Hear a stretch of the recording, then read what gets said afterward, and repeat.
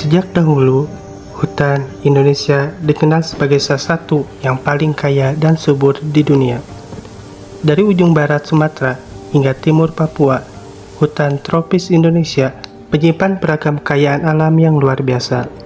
Mulai dari kayu jati, rotan, damar, cendana, hingga rempah-rempah seperti cengkeh dan pala yang bernilai tinggi.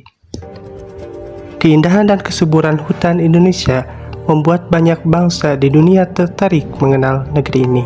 Dari hutan-hutan lebat, itulah muncul hasil alam yang menjadi daya tarik utama. Karena di dalamnya tersimpan sumber daya melimpah yang dibutuhkan manusia. Selain hasil hutan, keanekaragaman hayati Indonesia juga menakjubkan. Ribuan jenis tumbuhan dan satwa hidup berdampingan. Bagi masyarakat Indonesia sendiri, hutan bukan sekedar tempat yang penuh pepohonan, tetapi sumber kehidupan. Banyak masyarakat adat yang hidup berdampingan dengan alam, mengambil hasil hutan secukupnya tanpa merusak. Hutan menjadi tempat mencari makanan, obat-obatan alami, dan juga menjaga keseimbangan air serta udara. Hutan Indonesia adalah simbol keindahan dan kekayaan alam tropis yang tak ternilai. Ia menjadi kebanggaan bangsa dan aset penting dunia, karena dari hutanlah lahir keseimbangan ekosistem, udara bersih, dan kehidupan yang berkelanjutan untuk generasi mendatang.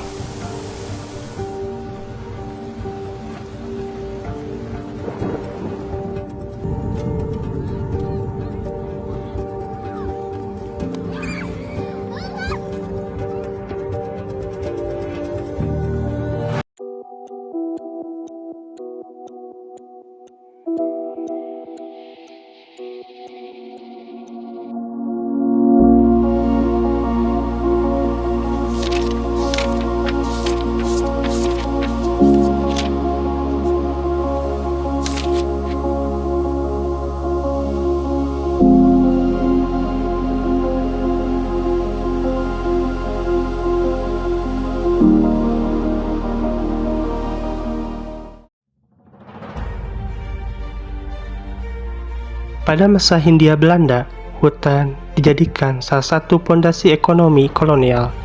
Kolonialisme Belanda di Jawa menciptakan sistem kerja paksa yang sangat terstruktur melalui Vrynggelstelsel, terutama dalam tanam paksa kopi.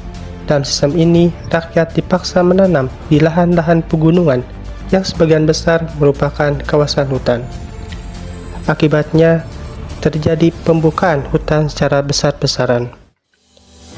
Sejak awal abad ke-20, terjadi diversifikasi ekspor yang melibatkan hasil-hasil hutan dari luar Jawa, terutama Kalimantan, Sulawesi, dan Sumatera. Di wilayah ini, komoditas seperti kayu jati, rotan, dan damar, kopra, dan minyak kelapa menjadi bahan ekspor penting yang melalui pelabuhan besar seperti Makassar. Masa pendudukan Jepang. Pendudukan Jepang di Indonesia membawa perubahan besar dalam pengelolaan sumber daya alam, termasuk hutan. Jepang memusatkan kebijakan ekonomi untuk mendukung Perang Asia Timur Raya. Semua sumber daya diarahkan untuk keperluan militer, bahan pangan, bahan bakar, serta bahan bangunan dari kayu dan juga bambu. Hutan menjadi objek penting untuk memenuhi kebutuhan industri militer seperti pembuatan kapal, jembatan, dan barak tentara. Pengelolaan hutan dilakukan oleh Gunseibu, yaitu pemerintahan militer Jepang, melalui sistem yang sangat sentralistik dan juga otoriter. Sama seperti sistem kerja paksa kolonial Belanda, Jepang menerapkan romusa, yakni mobilisasi besar-besaran tenaga kerja untuk kepentingan perang. Ribuan romusa dikirim untuk menebang pohon, membuka jalan, dan mengangkut hasil hutan. Eksploitasi ini dilakukan tanpa memperhatikan keberlanjutan hutan atau kesejahteraan masyarakat.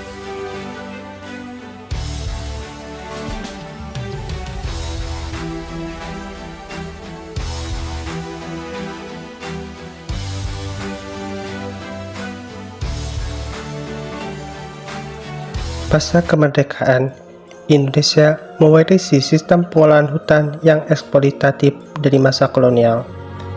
Pemerintahan Indonesia berupaya menasionalisasi seluruh aset asing, termasuk perusahaan-perusahaan kehutanan Belanda, melalui kebijakan nasionalisasi pada tahun 1957 sampai 1958. Namun, proses ini tidak serta-merta memperbaiki tata kelola hutan. Aparatur kehutanan Indonesia masih terbatas dan banyak tenaga ahli Belanda yang ditarik pulang. Akibatnya, pengelolaan hutan berjalan tidak efektif dan seringkali diwarnai penyalahgunaan kewenangan. Di sisi lain, pemerintah menerapkan kebijakan ekonomi terpimpin, di mana sumber daya alam, termasuk hutan, dijadikan alat politik untuk memperkuat ekonomi nasional dan pembiayaan revolusi. Namun, keterbatasan teknologi dan manajemen membuat hasilnya tidak maksimal.